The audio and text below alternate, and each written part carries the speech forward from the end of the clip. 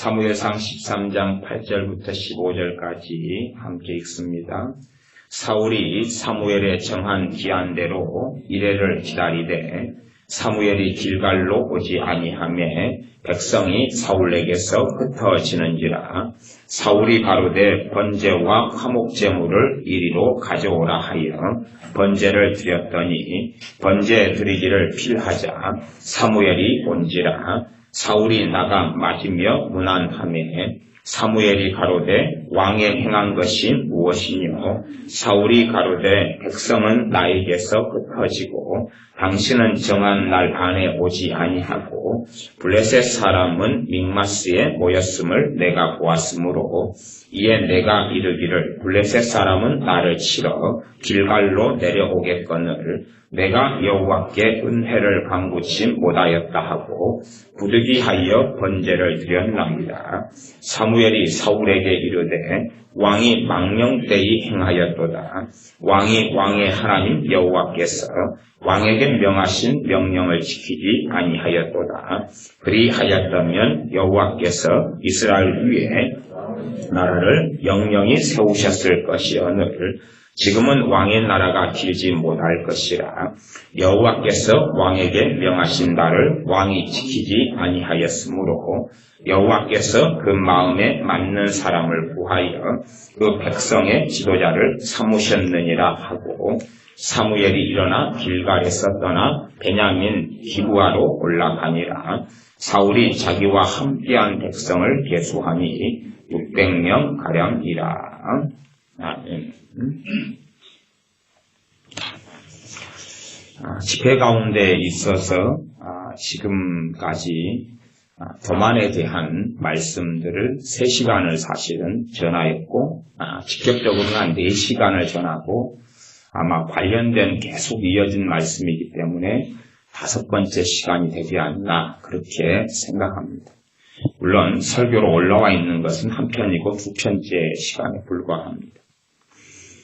어제 금요일날, 토요일날도 오전에 여수에서 집회를 하고 있어서 관련된 말씀을 전하였고 1시간 안 돼서 말씀을 마무리했다가 우리 아이들을 모여놓고 다시 오전 10시부터 12시까지 2시간에 걸쳐서 다시금 이 말씀을 다시 증거했습니다. 이제 제가 우리 아이들 영어를 가리키면서 심각한 문제를 봅니다.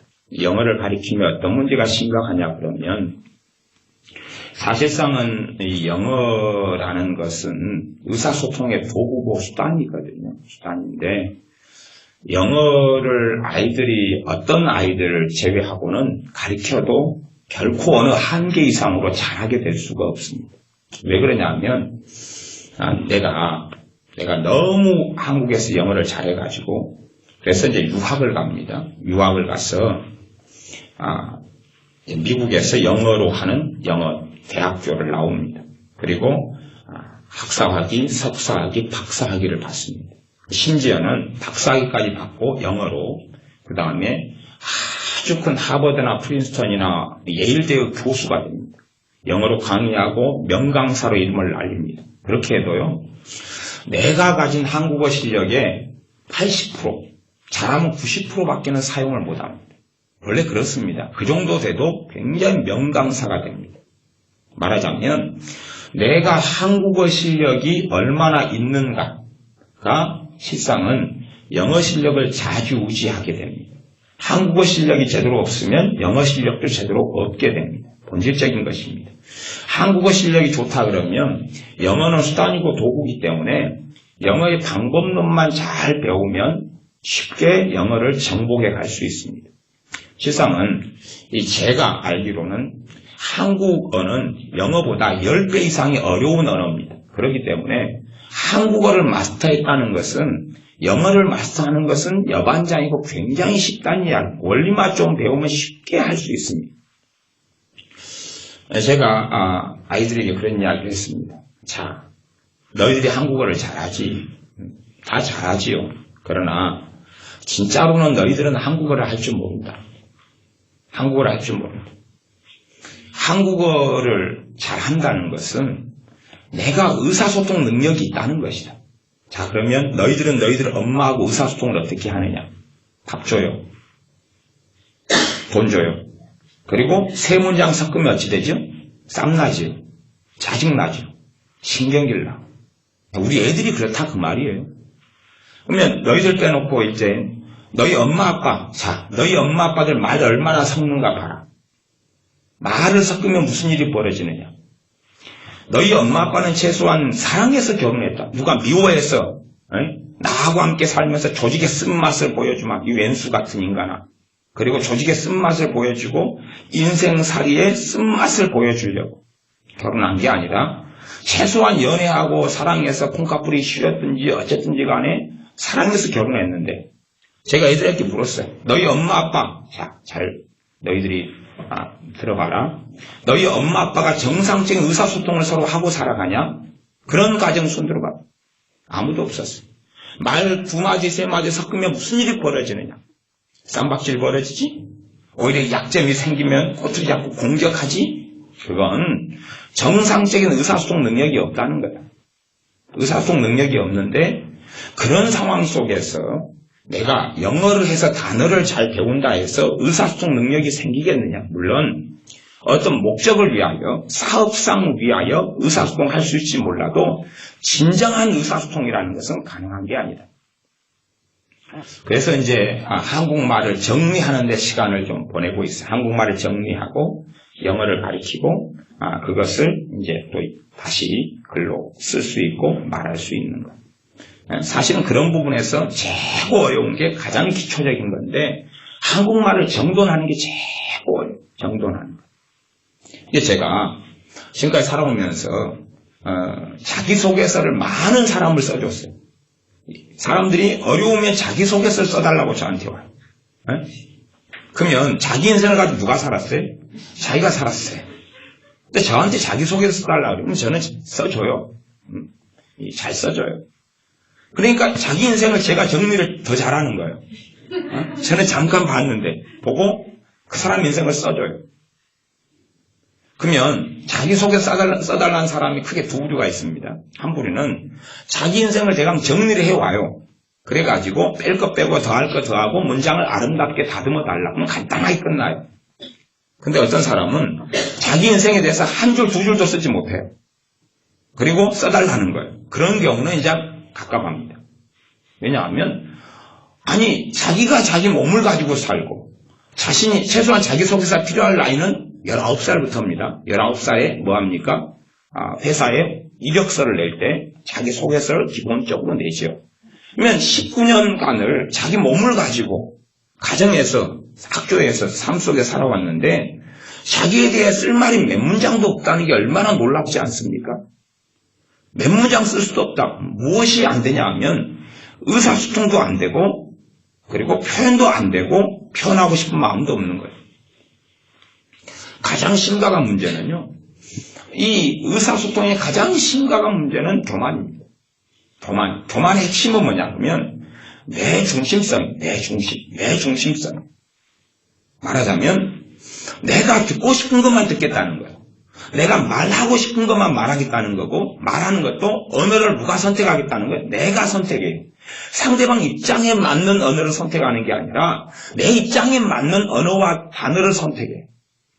한국말은 정말 어려운 이유가 뭐냐 그러면 말하는 주체, 주어, 그 다음에 동사, 서술어, 목적어가 뚜렷하지 않아요.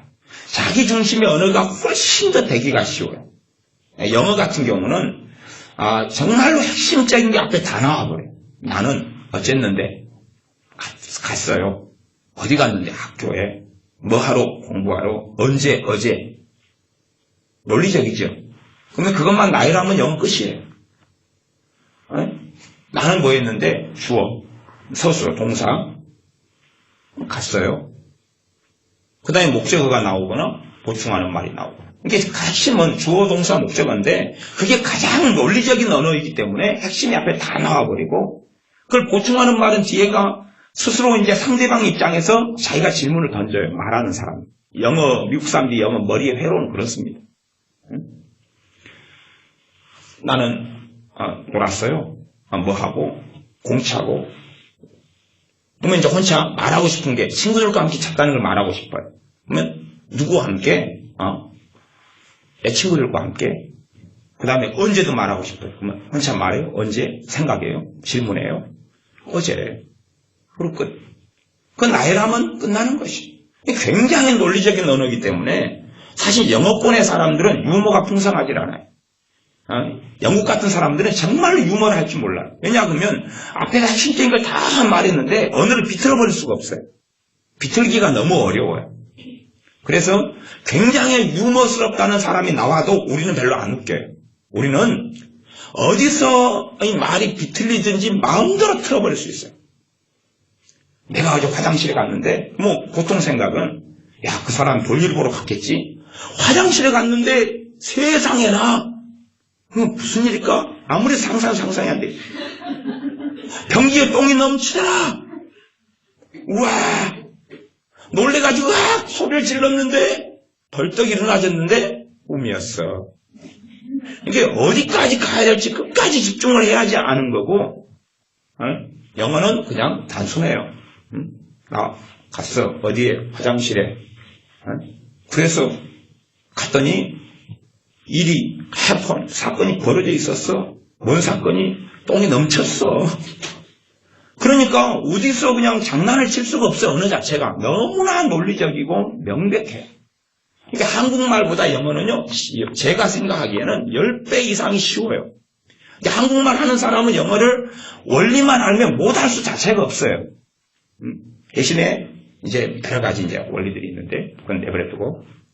그래서 우리 아이들이 본성적으로 자기가 원하는 건 놀고 먹고 싸고 자고, 지금 아이들을 그때 이야기했지만 어른들도 똑같습니다.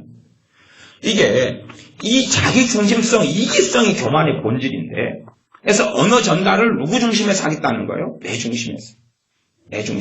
그래서 우리 애들에게 제가 어제도 2시간을 이야기하면서 이야기했죠. 자, 너희들 솔직히 양심상 너희들 엄마가 불러도 엄마가 어떤 요구를 하는 것이 느껴지고 내 요구가 만족되지 않으니까 들어도 듣는 채 안 하고, 언니나 동생의 말에도 내가 듣기 싫은 말이니까 들은 채 안 하는 일들이 자주 있어, 없어?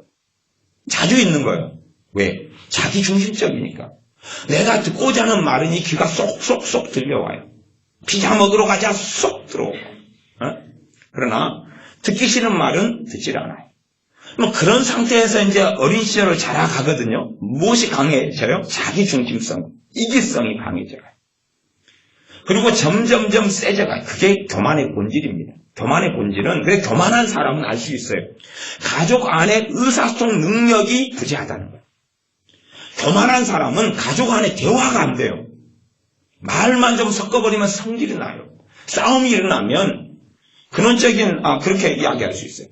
한 명이 문제다. 한 명이 문제 있는 경우가 있어요. 다른 사람은 의사소통 능력이 평균은 가고 중간은 갈 수 있어요. 그런데 저 사람이 극도로 이기적이에요. 자기 이해관계가 얽혀있는 문제에 있어서는 자기 뜻이 관철돼야 되고, 자기는 편해야 되고, 자기는 책임 회피해야 되고, 자기는 무책임해야 되고, 자기는 대가를 치르지 않아야 되는 상황이에요. 그런 입장에서 두 사람이 대화를 하면 한 사람은 좀 희생할 수 있고 섬길 수 있고 양보도 할 수 있고, 때로는 양보만 하고 못 살지요. 내가 내 걸 챙기기도 하고. 이 정상적인 사람은 그렇습니다. 그래서 주고받을 수 있어요. 서로 윈윈을 원해요. 나도 이익이고 당신도 이익일 수 있는 길을 모색하자는 거예요. 정상적인 대화인데 한 사람은 그걸 원치 않아요. 내 중심적인 대화만 하고 싶어요. 그러면 의사소통은 되지 않습니다. 몇 마디 섞으면 싸움 나고 성질 납니다. 또 둘 다 그런 사람이 만나서 결혼했어요. 연애는 싸움할 일이 없습니다. 연애는 거의 없습니다. 심지어 동거를 해도 싸움할 일이 거의 없어요.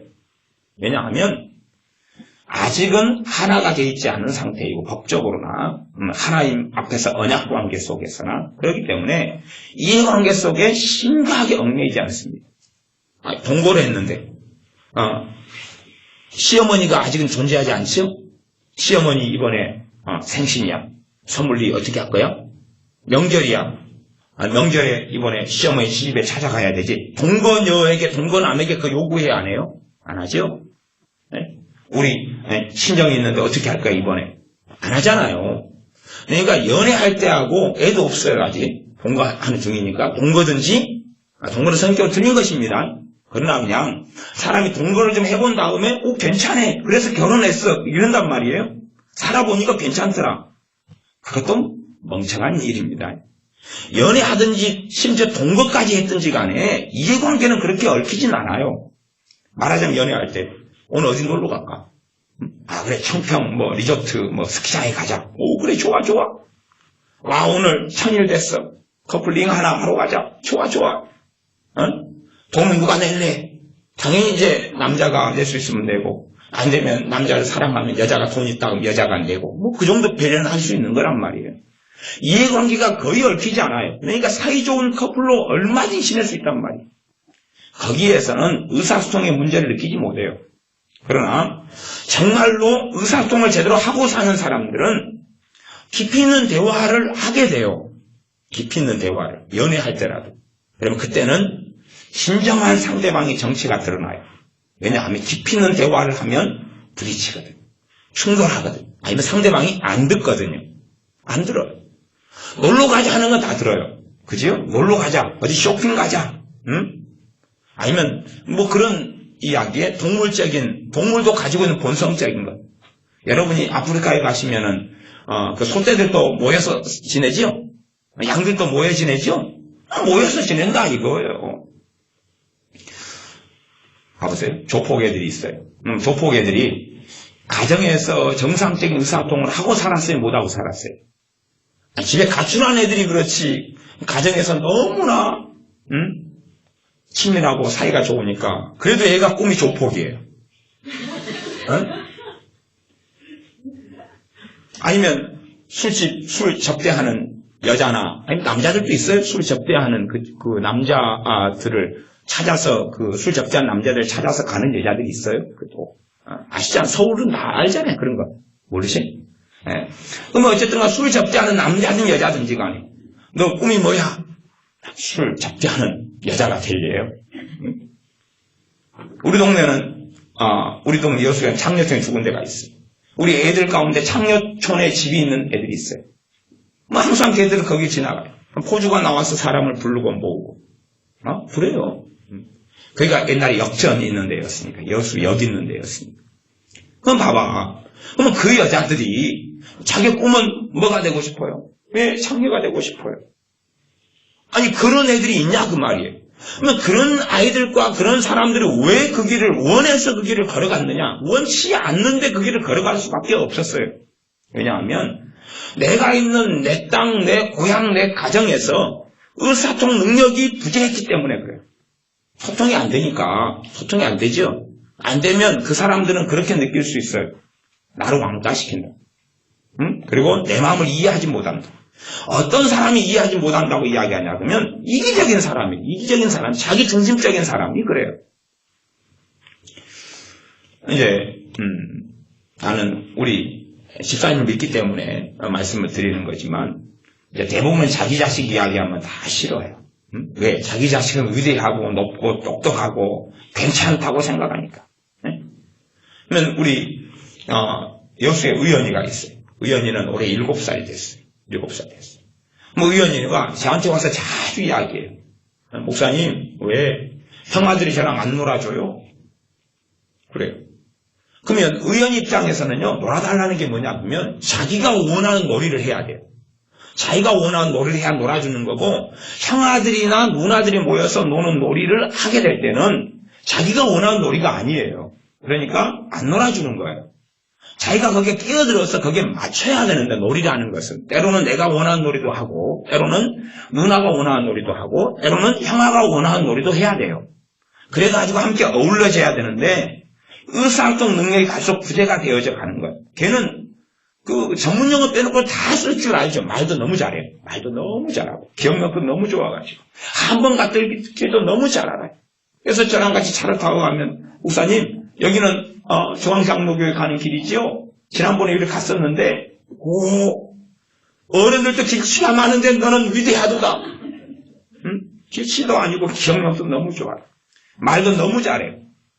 그런데 의사소통 능력이 부재해요. 그것은 뭐냐면 한국말도 잘 쓰고 단어도 잘하는데 내 중심성이 굉장히 강하기 때문에 말을 안 해요. 말을 걸어줘야 돼요. 걸어줘야 돼. 걸어줘야 돼. 가만히 있고 걸어줘야 돼. 우리 중학교 2학년 되는 우리 지성이도 그래. 지성이도 가만히 있어요. 누가 말을 시켜줘야 돼. 응? 밥 먹으라고 불러야지 밥 먹어요. 가만히 있다가 밥 먹으라고 불러줘야 돼. 그럼 제가 불러줘요. 아직은 어리니까. 야, 지성아 밥 먹어야지. 이리 와 밥 먹어. 예. 그리고 앉죠. 그러면 안 부르면 어떻게 돼요? 안 부르면. 중학생인데 안 부르면 왕따죠 스스로. 그리고 다른 사람이 나를 박대하고 있어. 차별하고 있어. 나를 사랑하지 않아.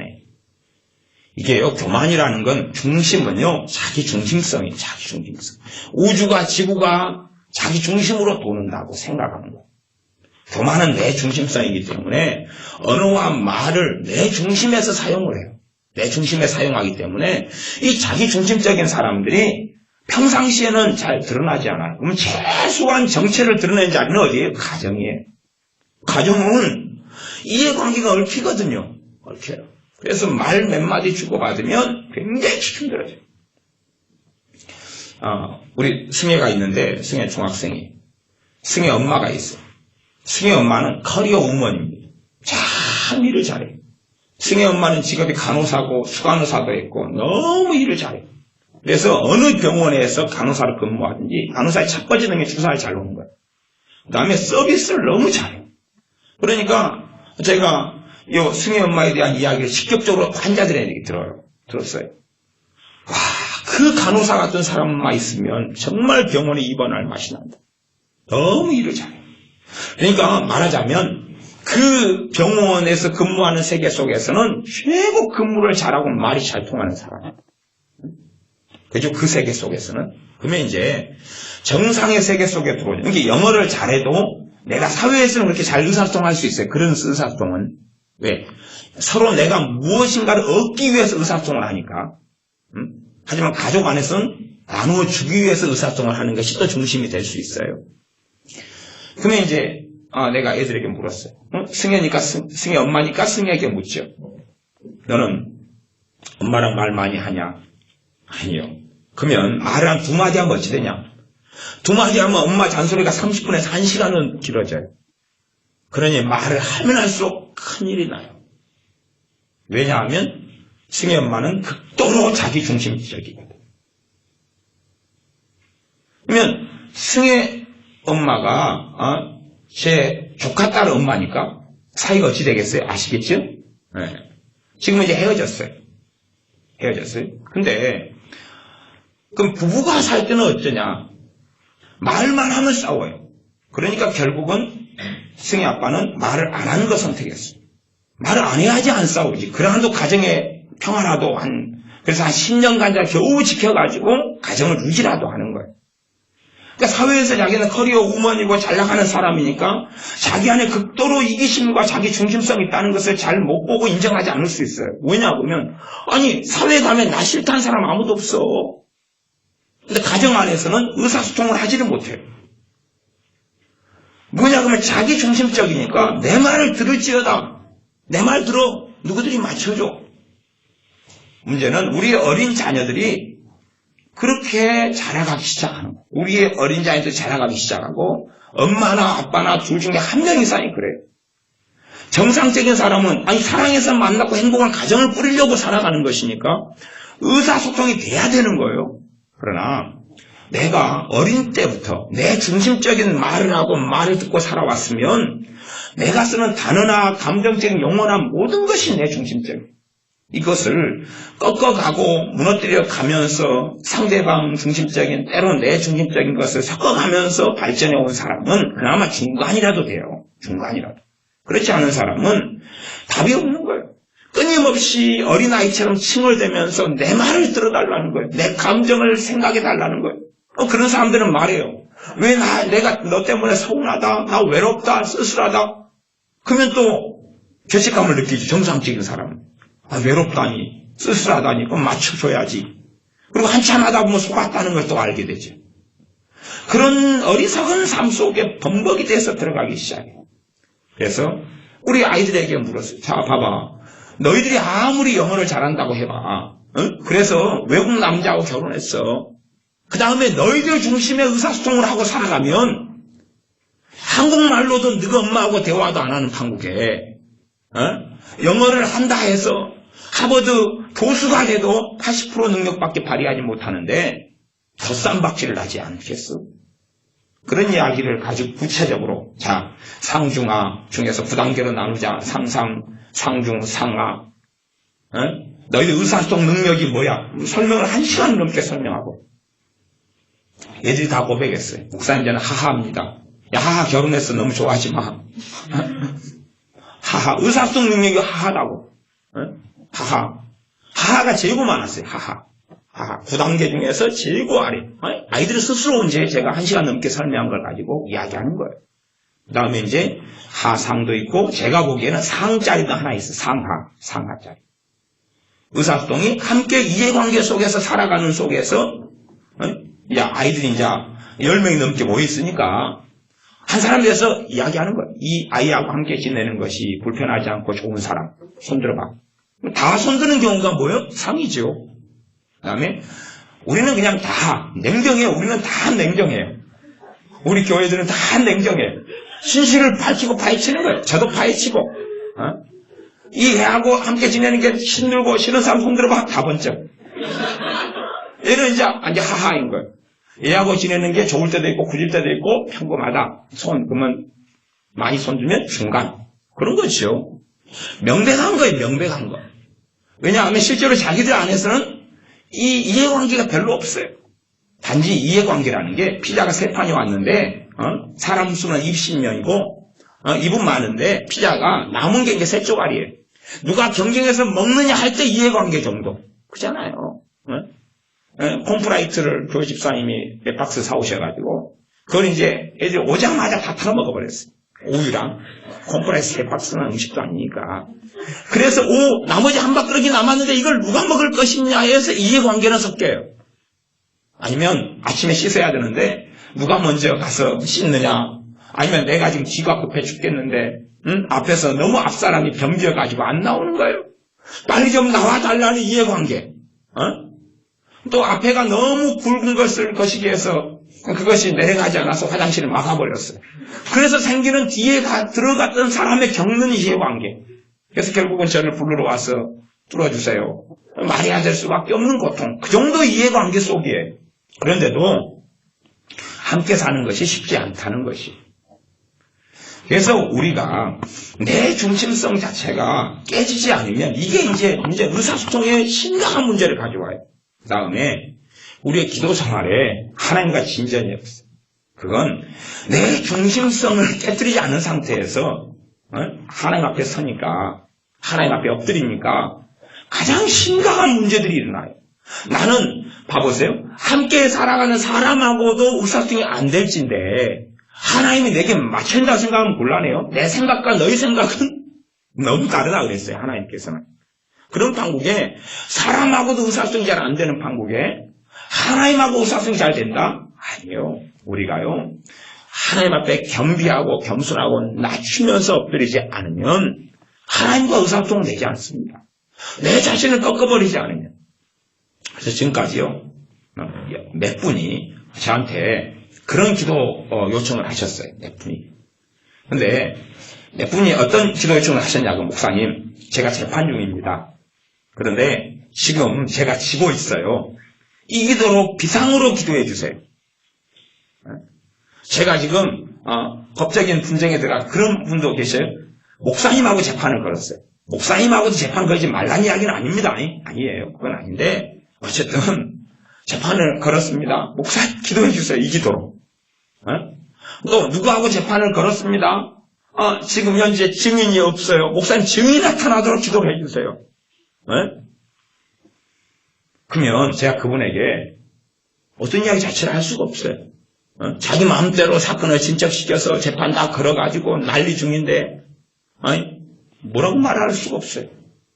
근다고 해서 정말 깊은 이야기를 한다 해서 받아들일 것도 아니시고 말 자체가 되질 않아요. 그러니까 그분은 하나님께 무슨 기도를 하고 있어요? 저한테 이제 아는 목사님이라고 부탁하는 것이 그렇다면 하나님께도 맨날 모여가지고 아는 사람 다 모아놓고 주여 승리하게 해주시옵소서, 저 불법의 세력이 무너지게 해주시옵소서 그러겠죠. 자신의 타당성을 가지고. 근데 사람인 제가 보기에도 그분이 틀렸어요. 하나님 보실 때는 얼마나 틀렸겠느냐 그 말이에요. 성경에는 내 양심에 내 스스로가 지적하고 꺼리는 상황이 있을진데 내 심령을 감찰하신 하나님 보시기에는 어떻겠느냐라고 기록되어 있어요. 그러니까 사람들은 하나님 앞에 섰을 때에 자기의 생각과 고집과 아집과 독성과 자기 중심성을 꺾지 않아요. 그리고도 하나님이 내 기도를 받으실 거라고 생각해요. 그러나 결코 그렇지 않습니다. 정상적인 신자가요, 하나님 앞에 머물러 있는 기도 시간은 그것이 가장 깊은 숙면을 취하는 거고 가장 깊은 쉼을 얻는 거고 그 기도 시간에서 떠나기를 싫게 되어집니다. 제가 지금 정상적인 기도 시간을 이야기했습니다. 내가 얼마나 허물이 많은지, 내가 얼마나 부족한지, 내가 얼마나 실패했는지하고 상관없이 그럼에도 불구하고 아버지 하나님께 나아가서 엎드려 있는 사람들이 정상적으로 누릴 것은 깊은 쉼이고 깊은 안식이고 깊은 평안입니다. 그러나 나를 꺾지 않는 사람들이 누릴 수 있는 것은 없습니다. 오히려 기도하다 보면 잡념이 들고 마음은 조급해지고 소위 말하면 귀신의 공격은 있어도 하나님의 역사하심, 성령 하나님의 운행하심, 내 심령 속에 일하심은 없다 하는 사실입니다. 그러나 우리는 그렇게 하는 것이 정상적인 기도 생활이라고 생각하고 잘못된 방식의 기도 생활을 계속 유지해 나가죠. 계속 유지해 나가고 스스로 착각합니다. 그게 정상이라고. 아니요. 하나님 자신이 우리의 안식처가 되시기 때문에. 그래서 좋은 가정을 가진 사람은 밖에서 정말로 힘든 일을 하고 온 다음에 집에 들어가면 그때부터 쫙 쉼이 오고 안식이 오고. 근데 정상적이지 않은 가정을 둔 사람은 밖에서 열심히 일했는데 집 앞 아파트 문 앞에 서서 더 힘든 전쟁터에 왔구나. 철모를 쓰자, 기관총을 들자, M16A1을 들까, 수류탄 장착, 방패 들고 전진 앞으로 집사님이 해오셨던 그 의경, 정경처럼 방패를 앞세우고 이제 들어가는 거예요. 여기는 더 피 튀기는 장소니까, 쉼과 안식의 장소가 아니니까 언제 폭탄이 터질지 몰라요. 결혼 생활을 참 그렇게 하시는 분들은 자나깨나 불조심, 자나깨나 완전 무장, 완전 군장. 제가 군대에 있을 때 한참 5분 대기조라는 걸 했어요. 5분 대기조는 뭐냐 하면요, 비상전투 상황이 벌어지면 벨이 쫙 울리면 삐삐삐삐 울리면 5분 안에 모든 군장을 다 챙기고 다 장비를 갖춰가지고 수리탄이든 총이든 다 준비해서 딱 차량에 탑승, 차량이 시동거리고 차량이 탑승해서 출동 준비까지가 5분이에요. 그래가지고 그 문제 있는 지점을 타격하러 출동하는 거예요. 차를 타고. 그것이 이제 비상대기죠. 비상대기죠. 그걸 이제 저는 이게 좀 했어요. 이게 한 달에 되면 꼭 한 주 이상을 했어요. 굉장히 힘들어요. 여름 같은 때는 5분 안에 출동하려면 철모 머리에 놔둬야 되고, 그 다음에 군화 신고 있어야 되고, 여름에 이렇게 발에는 무좀 생기고 땀지 나고 다 옷 다 입어야 되고, 그 다음 완전 군장할 때 이제 전투용 군장은 좀 틀려요. 그런 걸 다 준비해야 되는 상황에서 그런 상태에서 있으니까 항상 새벽 2시에 벨이 울려요. 새벽 3시에 울리고 밤 11시에 울리면 빨리 울리는 거예요. 어떨 때는 3번씩 울려요. 심지어는 당직을 서는 사람하고 마찰이 있을 때는 너희들 혼나봐. 그래서 굴리는 게 이제 이 5분 대기조를 괴롭게 만들어요. 애워야 될 사항도 많고 점검해야 될 것도 많고 그런 것처럼 가정에 이제 들어가요. 얼마나 힘듭니까? 지뢰가 언제 터질지 밟으면 터져요. 말 몇 마디 잘못하면 지뢰 핀을 갖다가 건드려버리고 아니면 수리탄 핀을 빼버려요. 그냥 빼버리면 이제 어찌 돼요? 손 놔버리면 쾅 터지는 거죠. 그런 것처럼. 그래서 우리가 최소한은 가정은 그럴지 몰라도 하나님 앞에서 내 중심성을 깨뜨려야 됩니다. 하나님 앞에서는 중심성 깨뜨리기 간단해요. 낮추면 됩니다. 겸비하고 낮추면 돼요. 제가 겸손에 대해서, 교만과 겸손에 대해서 설교를 서너 번을 이상을 지금 해오면서 다시금 제가 겸손을 놓고 기도하기 시작하고 있습니다. 참 저는 감사하게 그래도 주님을 믿고 성령 충만을 받은 다음에 제 자신이 원체 교만한 사람이고 제게 성령 세례를, 성령 충만을 맨 처음 주셨을 때 제게 하나님이 하신 말씀이 그것이었어요. 너는 교만하다는 거예요. 이게 제가 누워서 자고 있다가 너는 교만해. 말씀 듣고 벌떡 일어나가지고 가슴을 치고 회개하고 통곡하고 울고 그날 성령 충만 받고 방언 터지고 그랬어요. 그게 이제 80년 후반이에요. 그러니까 저는 너가 교만해라는 말씀을 듣고 저는 성령 충만을 받았던 사람이니까 감사하게 제 자신이 그때 교만한 걸 좀 보여주셨어요. 그리고 제가 기도 제목을 이제 항상 가지고 기도를 하면 가장 중요한 기도 제목은 한 10가지, 20가지 있어요. 항상 기도합니다. 그러면은 때에 따라서 순위가 조금씩 바뀌어요. 어떨 때는 하나님 말씀의 은혜를 주십시오가 1순위고 어떨 때는 두 개를 합쳐가지고 기도와 말씀에 하나님 은혜 주십시오가 1순위고 어떨 때는 정말로 교만을 깨닫고 겸손케 해주십시오가 1순위. 어떨 때는 하나님 지혜를 좀 주십시오가 1순위가 될 때가 있고. 그래서 1, 2, 3순위나 4순위까지, 5순위까지는 기도는 별로 바뀌질 않아요. 그 안에서 맴돌아요. 하나님 내가 정말로 하나님께 전심으로 예배하는 자가 되게 해주십시오. 그러게 어떨 때는 1순위로 올라오고. 그래서 왔다 갔다 하지만 가장 기본적으로 하는 사람에 대한 기도는 좀 뒤로 밀러지고 그거는 이제 막 100개도 있고 200개도 있고 300개도 있지만 항상 기도하는 기도 제목 리스트가 있어요. 그럼 제가 젊었을 때 경건의 일기를 이렇게 제가 살펴보면 그 기도 제목이 이제 항상 앞면에가 나와 있거든요. 제일 앞장에 있어서 펼쳐놓고 기도하고 그렇게 해요. 어떨 때는 겸손케 달라는 기도 가지고 차야하면서 날밤을 새기도 해왔어요. 한번 기도하면 겸손케 달라니까 10시간도 기도하고 그러면 그런 여정 속에서 하나님께서 제가 얼마나 교만한지를 계속하여 다루고 오셨어요. 이렇게 직접적으로 하나님께 맞고 교만하다고 혼나고 전문용어로 터지고 했던 것이 그냥 한 20살 때부터 한다면 그전에도 그랬지만 최소한 30살 때까지 그냥 아주 그냥 기본 베이스 깔아놓고 하나님께 혼나는 게 한 10년이에요. 그러니까 그것 때문에 혼나고 터지고 많이 그렇게 살아왔어. 이제 기본적인 겸손의 바닥이 교만의 바닥이 좀 깨진 부분이 있어요. 많이. 그래서 하나님이 너무 심하게 다루셔가지고, 이제 제 입장에서 너무 아플 때는 그렇게 느꼈다 그런 말이에요. 진짜로 그렇다는 이야기가 아니라. 뭐 어느 날은 딱 이제 너무 익숙하니까 감지가 돼요. 감지가. 하나님께서 오늘 나 달아보신다. 딱 감지가 돼요. 야, 오늘 무조건 죽었다고 깨갱해버려야지. 감지가 돼요. 아침에 기도하다 보면 감지가 돼요. 하나님께서 오늘 날 달아보신다.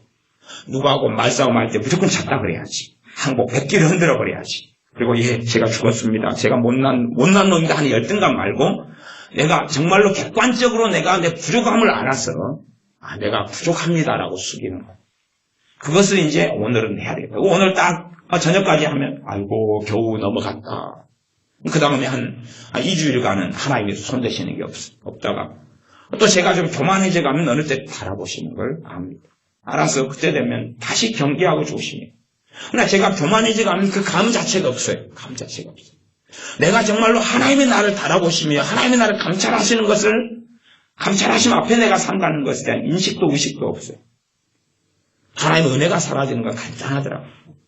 왜 간단하냐 그러면 교만해져 가면 하나님의 은혜는 사라져 갑니다. 그러니까 사람들은 교만에 대한 것을 전혀 이해하지 못하는 가운데 내가 뽐내고 자랑하고 대단케 되고 디모데에게 그렇게 이야기합니다.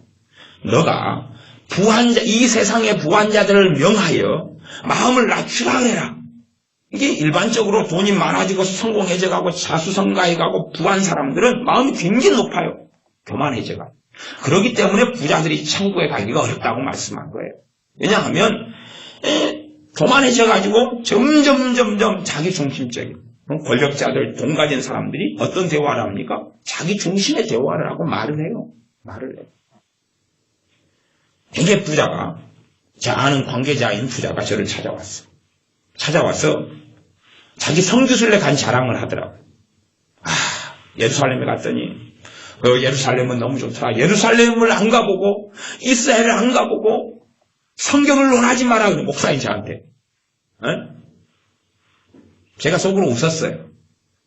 당신이 간 땅은 예수님 밟았던 그 땅이 아니에요. 왜요?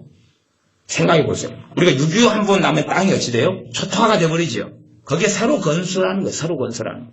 AD 70년에 지도장군회에서 다 무너져 버렸어요. 하나님의 심판 때문에. 초토화가 돼버린 땅이에요. 다시 건설해야 돼요.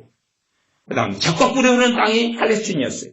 그 땅? 그건 없어요. 그 땅은 존재하지 않습니다. 왜요? 하나님의 심판을 얼마나 많이 받았습니까? 그렇죠? 사사기만 해도 황폐화가 돼버리고 말아요. 그들의 죄로 인하여서.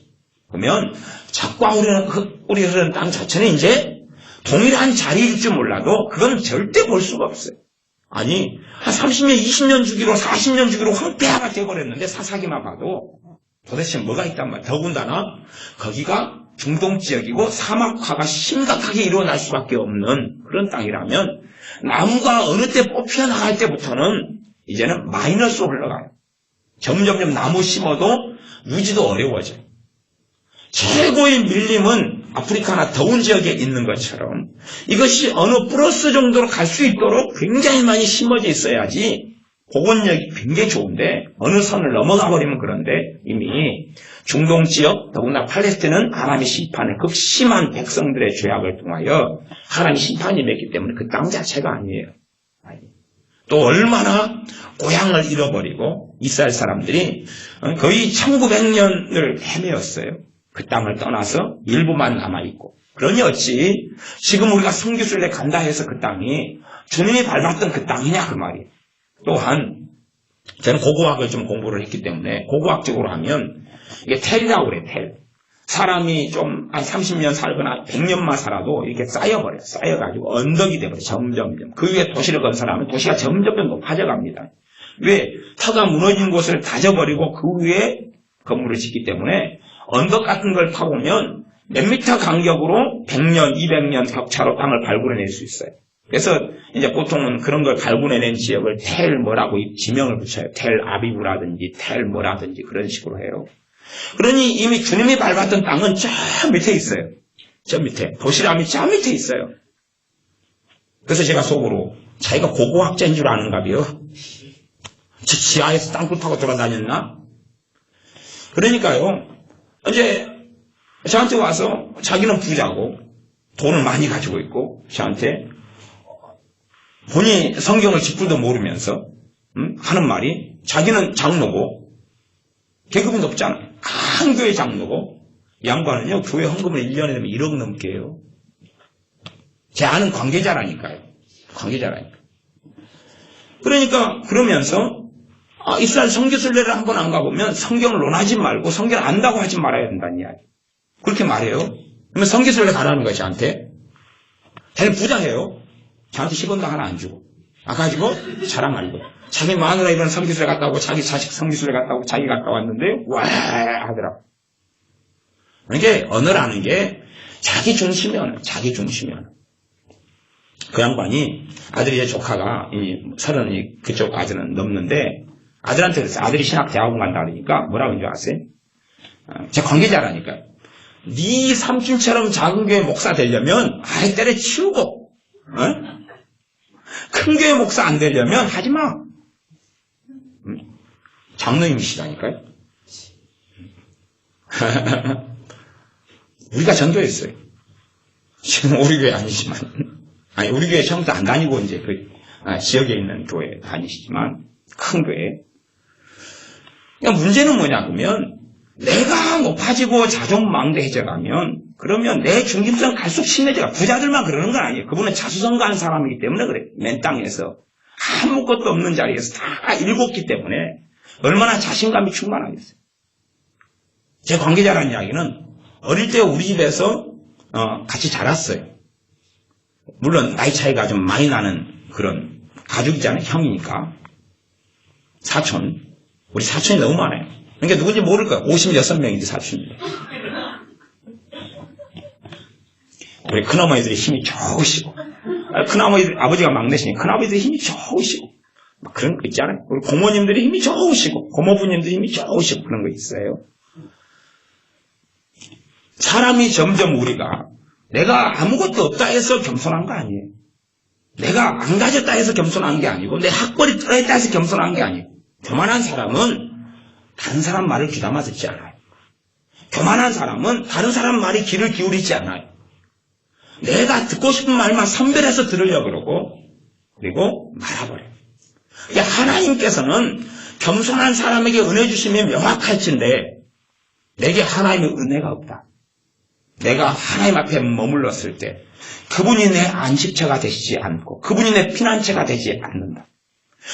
실제로 환난 속에 살 수 있어요. 그러나 피난처이신 하나님은 항상 계시거든.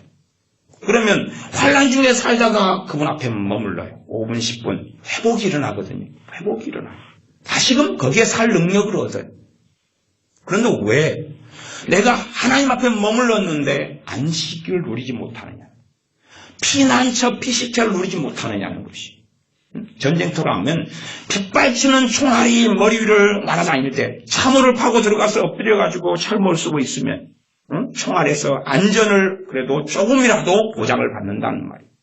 참호 속에 들어가고 땅 밑에다가 벙커를 만들고 들어가고 거기에 있는 것처럼 안전을 누리고 그거보다 100배, 1000배는 낫지요. 하나님께서는 내 보장이 되신 거기에서는 잠을 잘 수 있고 쉴 수가 있어요. 근데 왜 그걸 못 누리냐는 것이. 여자분들에게 죄송합니다. 남자들은 다 군대 이야기 많이 하잖아요. 저는 군대라면 그냥 학을 때니까. 아주 그냥. 그래서 이 영적 상태가 안 좋을 때는 꿈이 꼭 군대 가는 꿈을 꿔요. 아니, 군대 아직도 제대로 못 하고 있어요. 시간이 20몇 년이 지났는데, 징그러워요, 징그러워. 겨울 되면 혹한기 훈련을 다녀요. 그러면 땅을 파고 산에서 지내요. 땅을 파고, 땅굴을 파고 안에 깊이 들어가서 거기서 지내요. 그러면 한겨울에 밖에서 있으면 너무 춥잖아요. 그래서 땅을 깊이 팔수록 따뜻해요.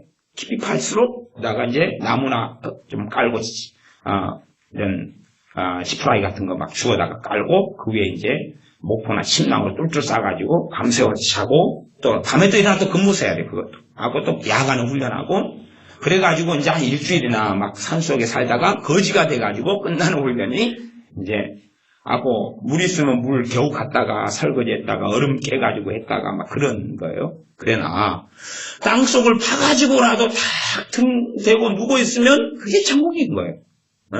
근데 왜 하나님께서 내 피난처가 되시는데 그 앞에 와서도 내가 쉼을 얻지 못하는 거. 내가 왜 그 앞에 와서 안식을 얻지 못하는 거. 내가 교만하기 때문입니다. 내가 교만하고 내 마음이 높아져 있기 때문입니다. 교만은요, 하나님의 나를 보실 때만이 정확한 것이지 비교하지 마십시오. 남하고 비교하는 문제가 아니라 하나님과 내 관계는 1대1의 관계일 뿐이에요. 내 남편, 내 아내의 믿음으로 하나님께 설 수 있는 것도 아니고 내가 하나님의 은혜를 어디든지 입을 수 있는 것은 겸손한 자들에게는 하나님의 은혜를 주시느니라 그랬어요. 제가 지금 어떤 책을 하나 읽는데 참 그 목사님이 한국교회 유명한 목사님이시. 근데 제가 솔직히 읽으면서 참 이 목사님 변태적이다. 변태적이다. 그런 생각을 할 수밖에 없어요. 왜냐하면 성경과 너무 다른 주장을 많이 펼치기 때문에 그래요. 이 양반은 예정론에 빠져 있어요. 예정론도 어떤 예정론이냐 그러면 운명론의 예정론. 운명론의 예정론. 그러니까 말하자면 하나님께서는 이 사탄 루시퍼가 타락할 것을 하나님 이미 예정해 놓으셨다. 그래서 그는 필연적으로 타락했어야 한다. 는 등의 이야기 있잖아요. 아담과 하와가 타락을 하나님 하시도록 이미 하나님이 정해놨다. 는 변태적인 이야기. 그런 사람들은 성경을 엉덩이로 봐도 그런 이야기를 할 수가 없어요. 그러면 예를 들어 사무엘상을 보면 지금 오늘 본문이 13장이었어요. 13장이었는데 13장을 보면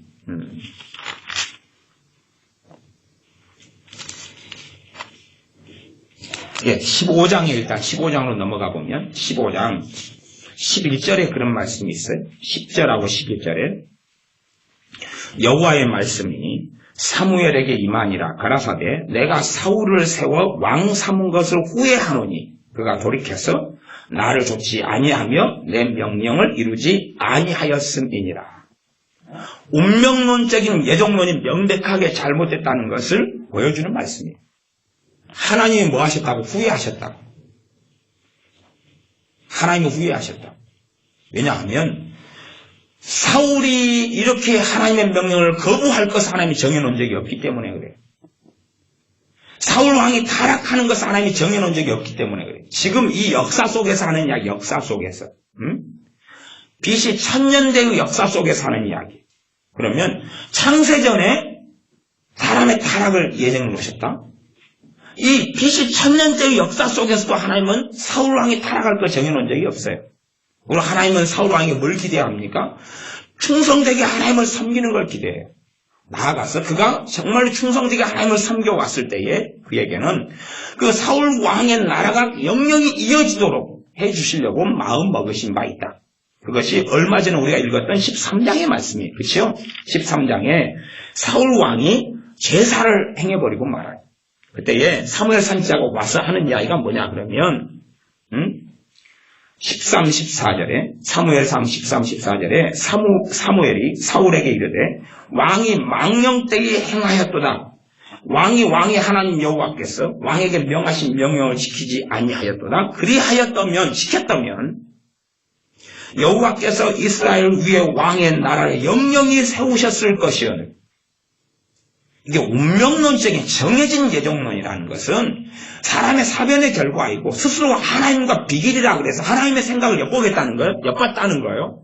하나님의 생각을 엿봤다는 거예요. 성경 몇 구절 가지고 유추해가지고 그다음 변태적인 주장을 해나가는데 그러니까 얼마나 사람들이 교만한지를 알 수 있어요. 교만하기 때문에 하나님의 자리에서 하나님의 생각을 엿봐버리는 거예요. 차라리 개미가 우리 생각을 엿본다고 하는 게 낫지요.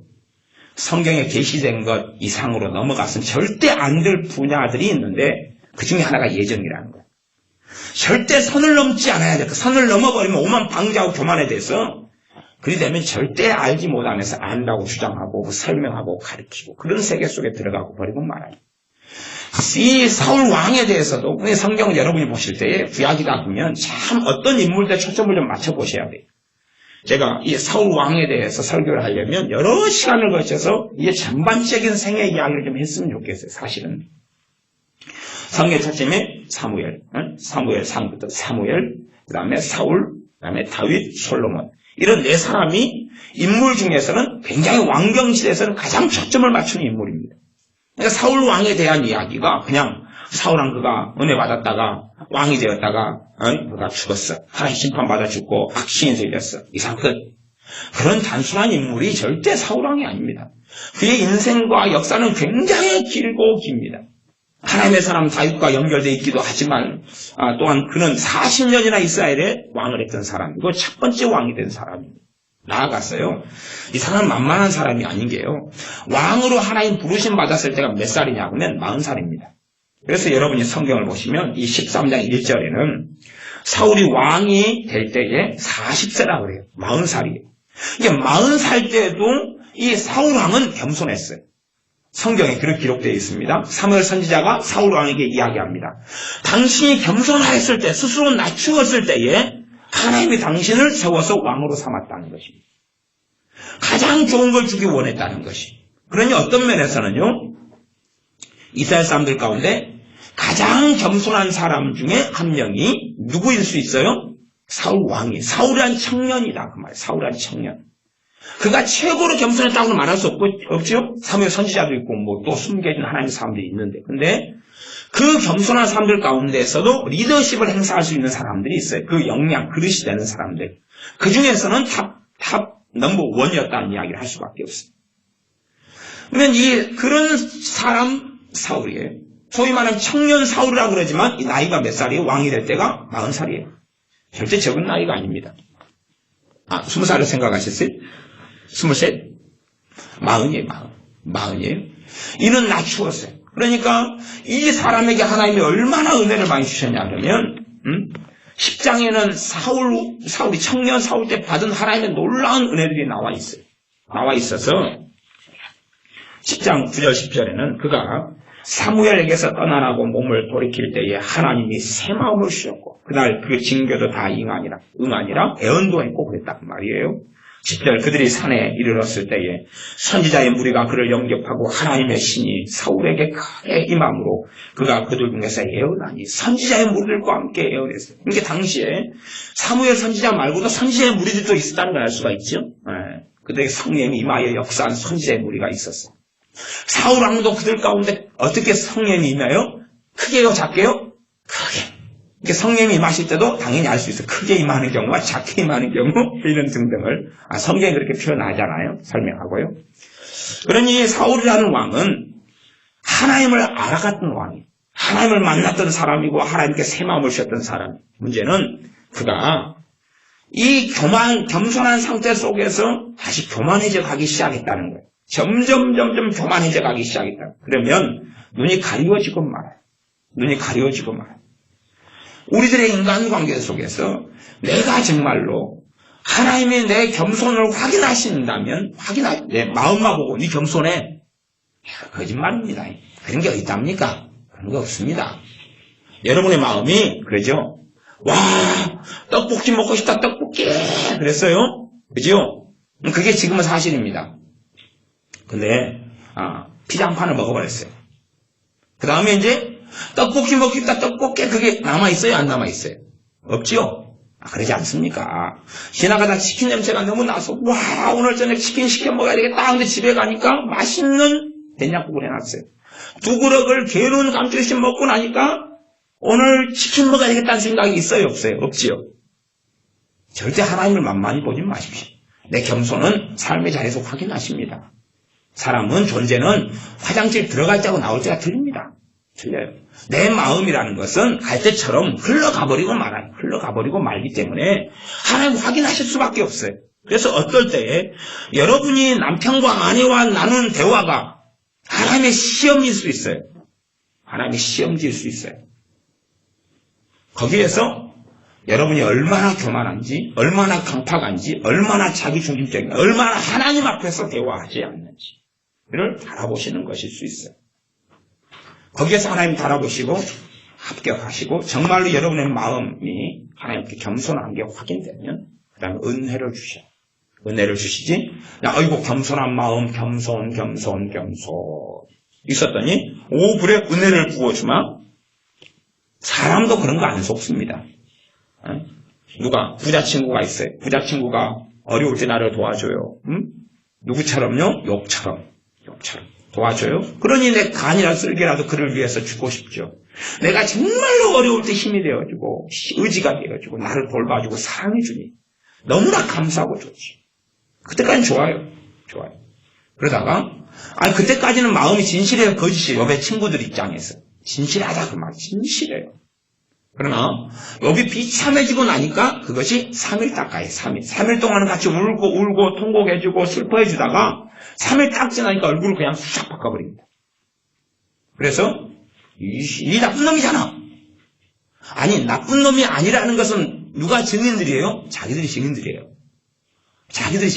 근데 이제 이들의 마음이 교만해져가요. 새 친구의 마음. 왜냐하면 솔직한 이야기로 욥과 함께 살아오다니까 이 깊숙한 데 숨겨놓은 게 욥에 대한 열등감일 거 아니에요. 저 친구 잘 나가. 하나님 가까워. 은혜 속에 살아가. 존경받아. 내가 힘들 때 저 친구 잘 살아 나를 도와줬어. 그러니 한쪽으로는 열등감이 있잖아요. 사실은 깊은 마음속에 하이에나 같은 마음을 숨겨놨던 거예요. 그러다가 그 친구가 나보다 잘나니까 겸손해요. 그렇게 살아가다가 그 친구가 꺾어지고 무너지고 나니까 네 그럴 줄 알았어. 사실은 네가 그렇게 한 걸 보면 우리가 가진 성경 지식으로는 네가 숨겨놓은 무서운 죄가 있는 거야. 그건 우리가 알고 있는 성경 지식이야. 욥의 새 친구가 했던 말이 성경 66권상으로 하자가 없습니다. 하자가 없어요. 그러나 욥에 대해서 적용했다는 것에서 하나님은 너희들이 잘못했다라고 이야기하셨고 욥이 너희들을 위해서 기도해야 되고 너희들을 위해서 제사를 지내야지만 내가 용서하겠다 라고 말씀하셨던 거예요. 그러니 사실은 욥의 새 친구가 그 전까지는 괜찮았으나 욥과의 관계가 생기니까 그들의 교만한 마음이 드러나고 나타나버리고 말았어요. 우리들이요 하나님 관계는 좀 좋을지 몰라요. 잠깐 그러다가 내가 사람과의 관계 속에서 내 교만한 걸 그대로 드러내버릴 수가 있어요. 드러내버릴 수 있어요. 이 교만한 사람하고는 대화가 깊이 있게 잘 되질 않아요. 내가 이제 정말 겸손한 자리에 있다 그러면 여러분이 최소한은 무엇이 있어야 되냐 그러면 하나님이 여러분을 다루어온 여러분의 교만에 대해서 다루어온 역사가 있어야 돼요. 그거 없이는 겸손해질 수가 없어요.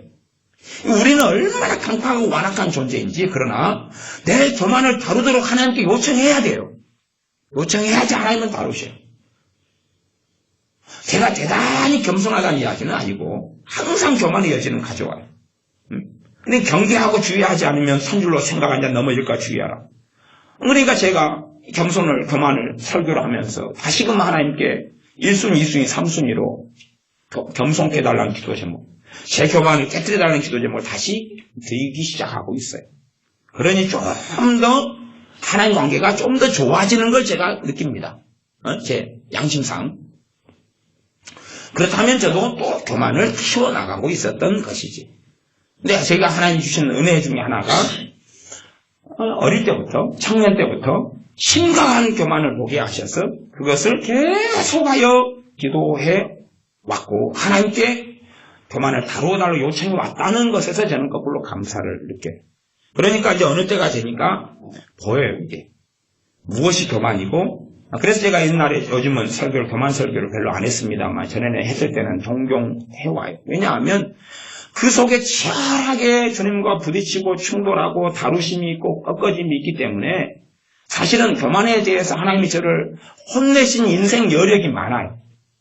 최소한은 여러분이 저보다 더 겸손하시면 더 적든지 더 교만하시면 저보다 더 많든지 간에 상관없이 주님께서 여러분의 교만을 끝까지 다루어온 인생 역사가 있으셔야지만이 여러분은 겸손하십니다. 그렇지 않으면 여러분은 교만한 자리에 계실 수밖에 없어요. 하나님과의 관계도 더 이상 진척되지 못해요. 하나님과 하나된 우리 주 예수 그리스도와 하나 된다는 것 자체를 이해하지 못할 수 있어요. 왜? 경험하지 못하는 것, 누리지 못하는 세계가 되기 때문에 그러지요.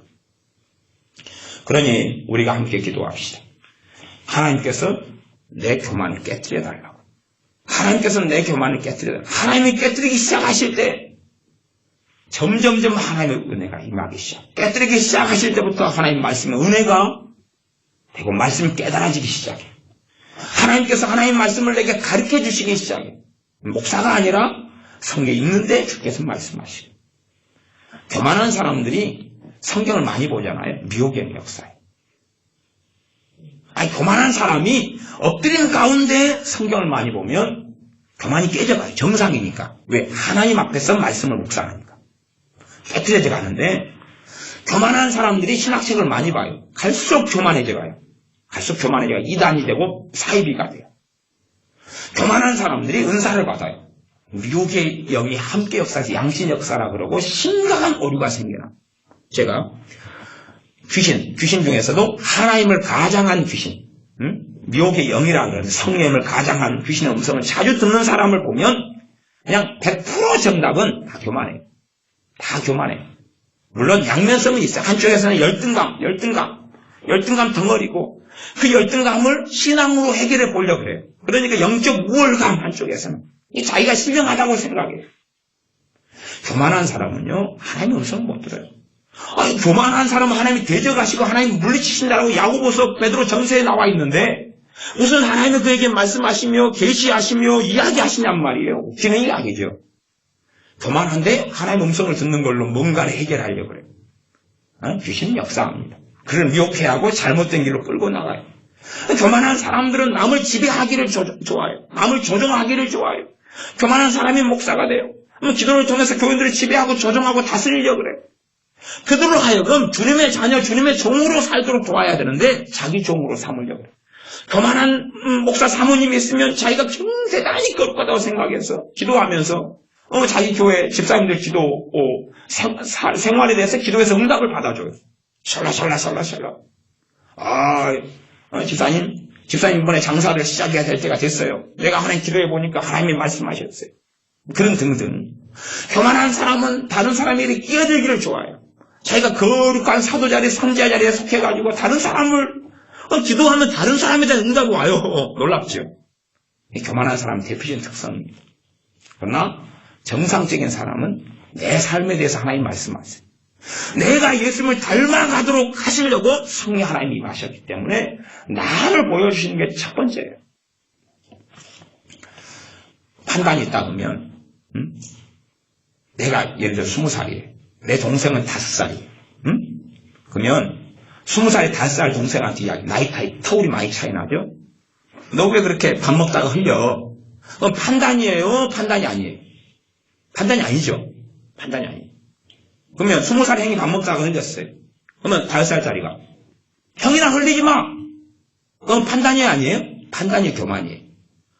이게 말하자면 20살짜리가 동생한테 밥 좀 흘리지 말고 먹어라 하는 것은 교만이 아니에요. 왜? 당연한 것이고 당연한 가르침을 줘야 되거든요.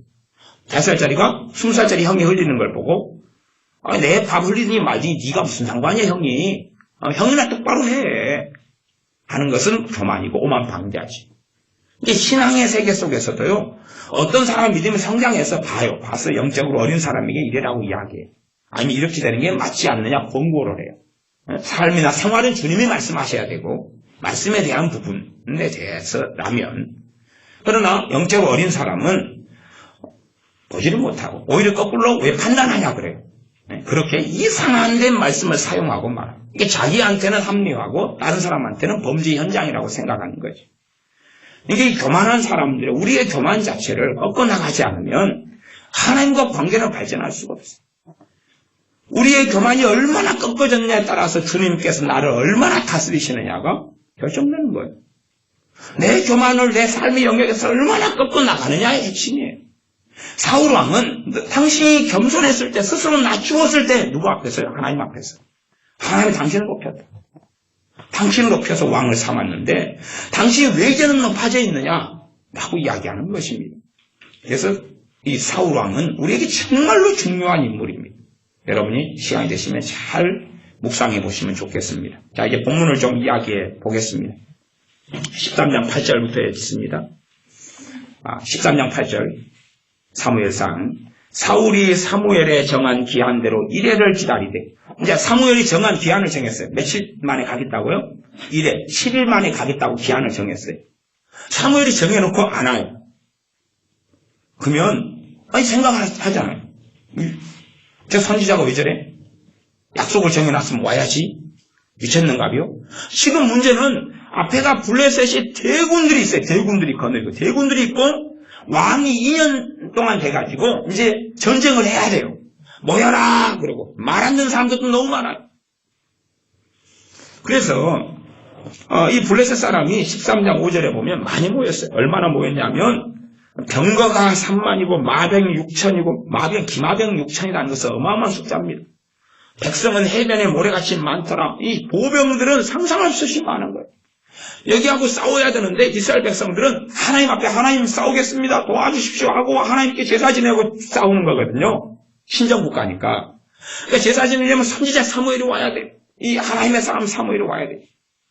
근데 사무엘 선지자가 7일 안에 오겠다고 그랬는데 안 오는 거예요. 안 오니까 무슨 일이 벌어지냐 그러면 8절 하반절에 사무엘이 길갈로 오지 아니하며 백성들이 사울에서 흩어지는지라. 이 싸움 졌다. 하나님의 선지자가 오지도 않고 하나님 선지자 와서 제사를 지내지도 않고 졌다. 그러니 내가 여기서 전문용어로 개죽음을 당할 수는 없다. 흩어지자. 아니면 이 사울왕은 하나님이 인정하지 않는 왕이다. 카리스마가 없다. 기타 등등. 그래서 흩어지는 거 흩어져. 흩어지니까 사울왕 입장에서 얼마나 끔찍해요. 얼마나 끔찍해요. 그러면 왕이 돼서 전쟁을 수행해야 되고 저쪽 편은 너무나 강성하고 많은데 여기는 지금 전쟁 수행이 안 되는 거예요.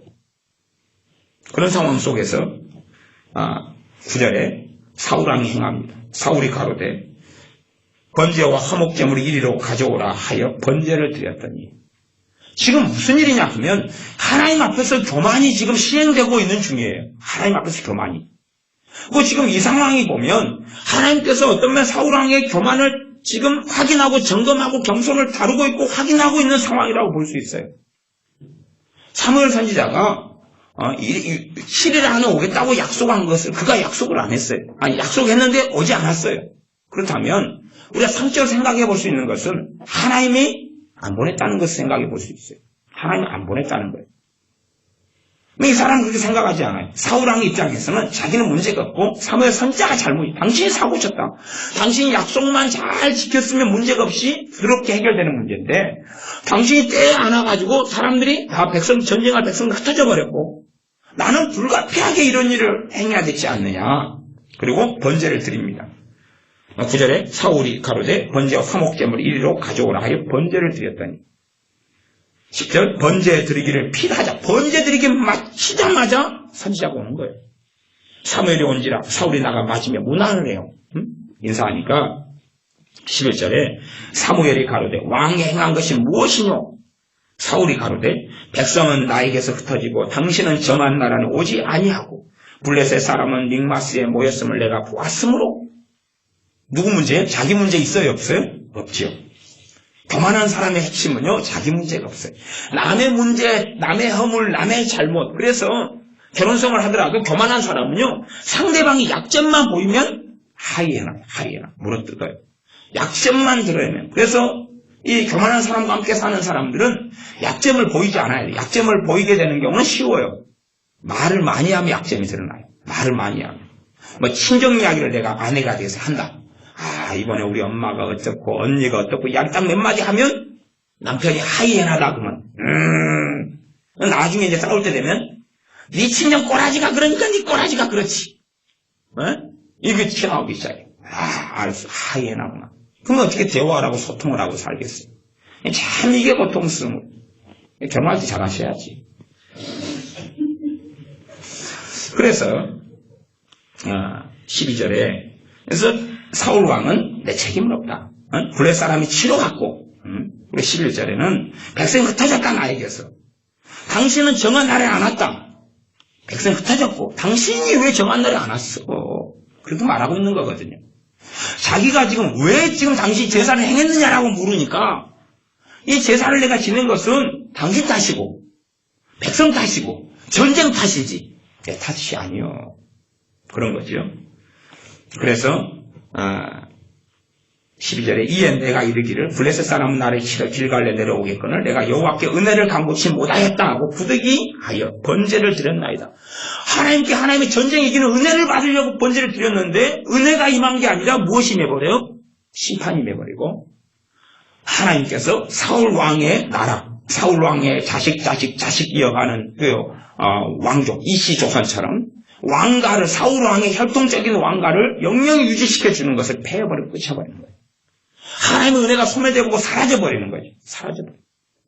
그러나 거꾸로 사울 왕은 그것이 은혜 받는 방법이라고 생각했다는 것이 전쟁에 승리하는 방법이 하나님께 제사만 지내면 승리하는 거라고 생각하는 거죠.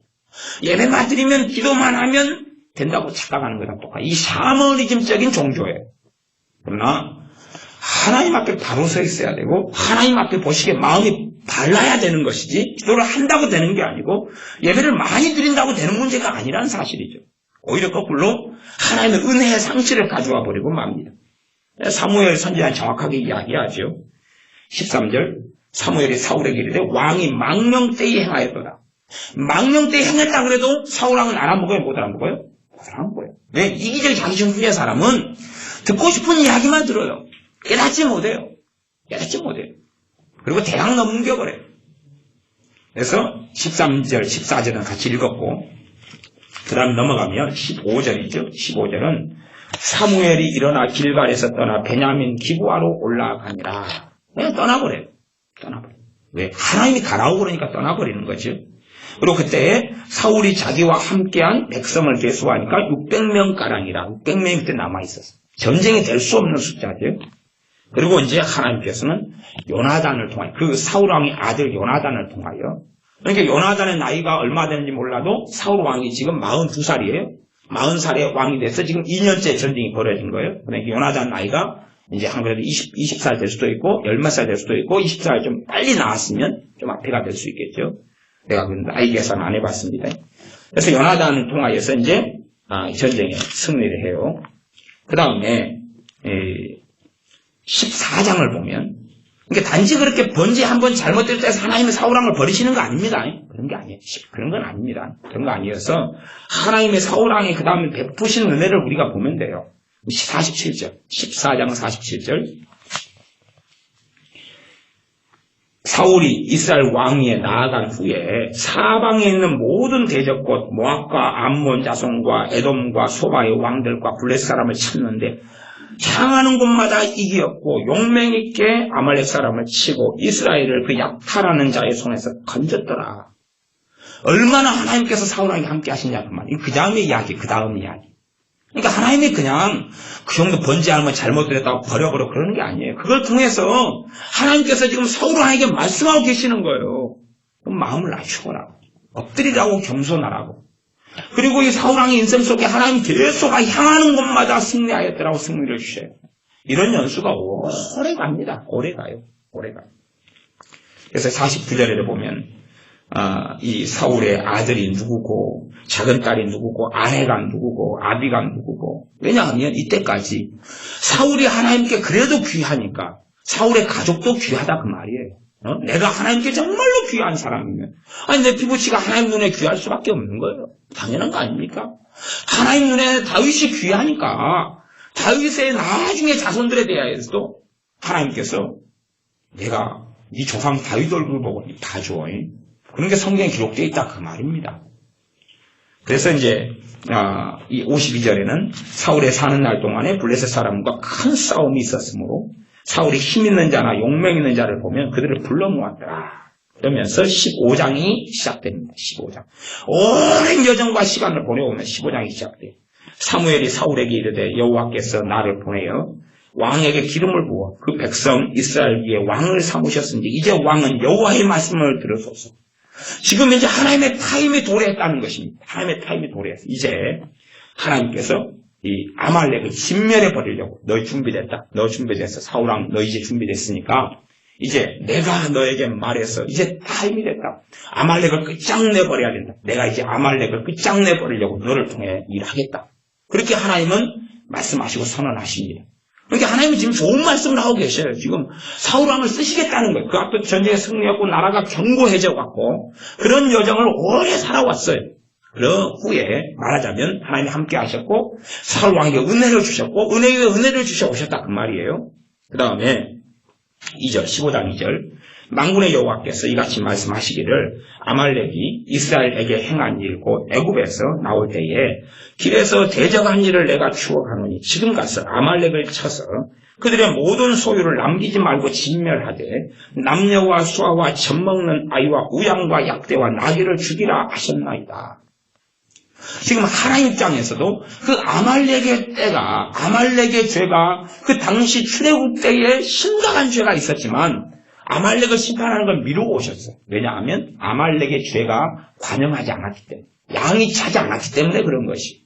그리고 후손 이어지면서 아말렉이 하나님의 진노를 목까지 채웠기 때문에 이제 이때쯤 말하자면 거의 한 400년 정도가 흐른 후입니다. 400년, 300몇십 년, 300년 좀 넘게 흐른 후예요. 흐른 후에 그 당시의 세대는 다 죽어나갔죠. 그러나 죄는 계속 규정되어 갑니다. 죄는 계속 함께 흘러갑니다. 그래서 이 아말렉의 후손들이 죄를 하나님께 쌓아가니까 이제는 끝낼 때다. 그러니 너 가서 아말렉을 끝장내라. 진멸해버리라.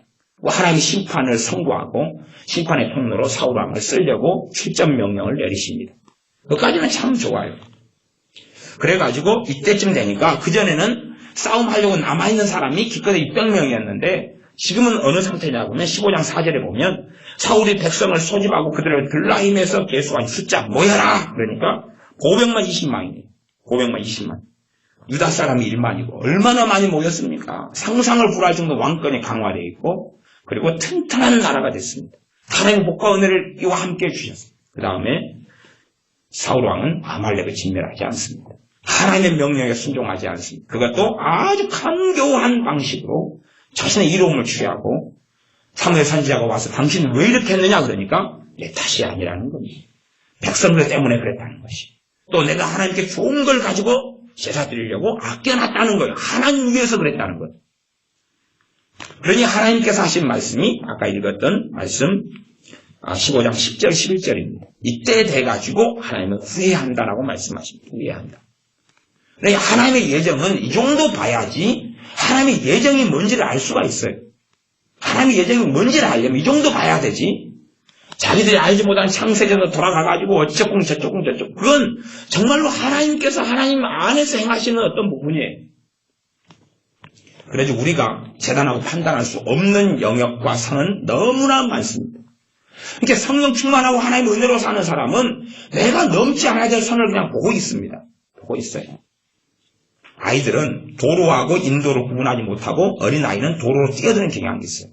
그러면 조금이나 철이 들면 이건 차가 다니는 위험한 도로, 이건 인도. 이 길은 도로와 인도를 함께 사용하는 것이니까 언제 차가 튀어나올지 몰라. 이건 좀 조심하고 경각심을 가져야 될 길을 알고 있어요. 제가 우리 애들한테도 마트에 자주 교회를 나가가지고 물건을 사오니까 걸어서 몇 걸음에 마트가 있고 좀 더 가면 또 마트가 있으니까 우리 아이들이 이쪽 마트와 이쪽 마트를 비교합니다. 그래서 이쪽 마트에 싼 것은 이쪽으로 가고 저쪽 마트에 싼 것은 저쪽으로 가고 그럽니다. 똑똑하니까.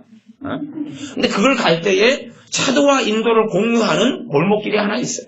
제가 애들한테 이야기합니다. 어린 애들한테는 분명히 내가 경고한다. 그 차도와 인도를 공유하는 그 길은 사고 날 위험이 있으니 그 길 앞에 가면 잠시 멈춤. 그리고 좌우를 둘러보고 그리고 걸어서 통과해야 된다. 그냥 좌우 안 보고 쌩하니 달려가지고 별로 사고 날 위험은 적습니다만은 그래 만에 하나가 있으니까 쌩하고 달려가는 현장이 내게 적발되면 한 달간 용돈 없다. 아니 제가 우리 애들한테 교회 애들한테 용돈을 제가 주로 상시를 주는 사람이니까 내가 너희들에게 주는 용돈은 없다 한 달 동안 경고를 합니다. 그러니까 아이들은 좌우를 분간하지 못하고 알지 못해 경계선을 알지도 못합니다. 그러나 영적으로 성숙해 가고 하나님 은혜 속에 사는 사람은 선을 알아요. 이게 이 선은 넘으면 안 돼. 이건 하나님의 선이구나. 이게 넘으면 안 돼. 그러니까 머리만 커지고 뚜껑만 많이 열린 사람들이 그래서 소위 말하면 내가 하나님을 안다고 하는 교만한 사람들이 하나님 앞에 넘지 않아야 될 선들을 넘습니다. 하나님께서 뭔가의 문제가 있으셔서 사울왕을 왕으로 삼았다가 얘 곧 타락할 텐데 왕 삼았다가 다 뻔히 알고 왕 삼았다가 그러다가 이제 잘못된 길을 걸어가니까 지금 후회되네. 그건 지혜 있는 사람도 안 하는 것입니다. 그게 아니에요. 사람의 미래는 정해진 게 아닙니다. 사람의 미래는 운명이 아니에요. 정해진 게 아니에요. 하나님은 누구로 쓰려고는 정해놓은 건 있어요. 그건 있어요. 그런 건 있어요. 누구를 쓰려고 정해놓은 건 있어요. 요 사울 왕도 하나님이 누구로 쓰려고 정해놨어요. 어느 때에 그가 겸손했을 때예요. 창세전이 아니라 그까지 흘러가는 게 아니에요. 그러니까 겸손했을 때 하나님께서 그를 선택하시고 정하시는 거예요. 그 다음에 다윗도 그를 하나님이 정하시는 거예요. 그러나 사울을 패하시는 것도 하나님이 패하시고 그러나 패하더라도 몇 년이 걸립니까? 40년 다 채운 다음에야 전쟁터에서 자살해 죽어요. 그래 끝나고 죽죠. 그러지 바로 막 패하고 이런 사건으로 가지도 않고 하나님의 사울왕이 은혜를 많이 주셔가지고 흘러내려옵니다. 그래서 하나님께서 이제 15장 11절에 내가 사울을 왕 삼은 것을 후회하노니 그가 돌이켜서 하나님을 그전에는 뭐하고 있었습니까? 따르고 있었지요. 다른 데서 돌이켜버렸다 그 말이에요. 뒤로 돌아서 버렸어요. 우리는 돌아서서 침륜에 빠질 자가 아니다 그렇게 말씀했는데 돌아서가지고 침륜에 빠져버리고 멸망에 빠져버려요. 돌이켜서 나를 좇지 아니하며 내 명령을 이루지 아니하였음이니라 하시니라. 사무엘이 근심하여 온 밤을 여호와께 부르짖으니라. 그것 때문에 너무 사울왕 때문에 근심이 돼가지고 하나님께 온 밤을 부르짖어요. 왜냐하면 사울 왕의 타락은 이스라엘의 타락으로 직결돼 버리고 말기 때문에 그렇습니다. 사울 왕의 멸망 하나로 끝나는 게 결코 아닙니다. 그의 영성은 그의 신하들에게, 그의 병사들에게, 그의 백성들에게 그대로 다 흘러가 버리고 말기 때문에 그래서 왕 제도라는 게 그렇게 무섭다는 이야기예요. 그렇기 때문에 왕 제도를 너희가 선택한 것은 너희가 나에 대한 배역과 반역의 길을 선택했다라고 선지자 사무엘을 통해서 하나님은 이미 말씀하신 바가 있습니다. 그러면서 이제 우리가 잘 아는 이야기들이 나옵니다. 먼저는 15장 24절을 봅니다. 15장 24절에 사울이 사무엘에게 이르되 내가 범죄하였나이다. 지금 그 앞에 대화를 보면 계속 오리발을 내밀다가 안 통하니까 또 닭발을 내밀다가 안 통하니까 너구리발을 내밀다가 안 통하니까 이제 어쩔 수 없어서 내가 범죄하였나이다 그럽니다. 내가 범죄하였나이다. 그러니까 하나님 앞에 진심이 아니에요. 진심이 아니고 오리발을 내밀고 닭발을 내미는 겁니다. 아직까지 저는 사울왕에게 기회는 있다고 저 개인적으로는 생각합니다. 있었다고 생각해요. 근데 계속 왕이 내밀다가 그러다가 어쩔 수 없어 코너에 몰리니까 그분은 잘못했어요. 범죄했다니까요. 하는 스토리일 뿐이에요. 내가 범죄하였나이다. 내가 여호와의 명령과 당신의 말씀을 어긴 것은 그 다음에 이제 또 무슨 이야기를 하냐면 내가 백성을 두려워하여 그 말을 청종하였음이니이다. 지금요. 이때 사울 왕은 절대 왕권 시대거든요. 알죠? 앞에 전쟁에 다 이기고 모이라 그러니까 20만 명 보명 모이고 무슨 시대? 절대 왕권 시대예요. 근데 누가 두렵다는 거예요? 백성이 두렵다고 뻥을 치는 거예요. 아니 한쪽 마음 귀퉁이에 있는 진실일 수 있어요. 진실. 한쪽 마음 귀퉁이에 있는 거. 이 교만한 사람들은요. 자기 변명하고 합리화하기 위해서 마음이 쉽게 바뀝니다. 참 놀라운 진실입니다. 봐보세요. 내가 저 사람 싫어요. 가고 저 사람 왜 당신 나 싫어해? 그러니까 싫다는 마음을 금방 좋아하는 마음을 살짝 바꿉니다. 아니 나 당신 좋아하는데 내가 왜 싫어해? 나 양심으로 진실이야. 잠깐 바꿔요. 그 사람 떠나잖아요. 다시 싫은 마음으로 다시 돌립니다. 근데 그 사람이 자기는 그래서 거짓말하지 않는다고 생각하는 거예요. 한쪽 마음의 귀퉁이에 백성을 두려워하는 마음, 무서운 마음, 내 명예가 떨어질까봐, 내 명성이 떨어질까봐, 내가 왕이 안 될까, 백성들이 나를 싫어할까봐 하는 두려운 마음이 있어요. 한켠에. 사람의 마음은 복잡하니까. 그래서 전에 누구 상담자의 책 마음 탐구라는 책을 한 20몇 년 전에 제가 읽어보니까 원체 마음에도 이야기했는데 자기도 모르는 말을 행서수서 해놨던 것 같아요. 그래서 이거 다 읽고 나면 던져버렸는데 이 아내가 한켠에가 백성을 두려워하는 마음이 있어요. 이게 이제 사무엘 선지자의 변명할 때니까 이걸 딱 중심으로 끌고 와요. 하고 내가 백성이 두려워서 그랬나이다 그러는 거예요. 무서워하면 백성이 사울왕이 무섭겠어요? 사울왕이 백성이 무섭겠어요? 군대에 대한 통수권을 가지고 있고, 전쟁 이거 나가, 보병 이쪽으로 전진해, 이쪽으로 가 하는 권력을 가지고 있는 사울왕이 무섭죠. 근데 자기는 그렇게 생각하지 않는 거예요. 용맹스러운 사람들 자기가 다 긁어모았어요. 용맹스러운 사람이 자기 장수고 구하고 그러는 것이.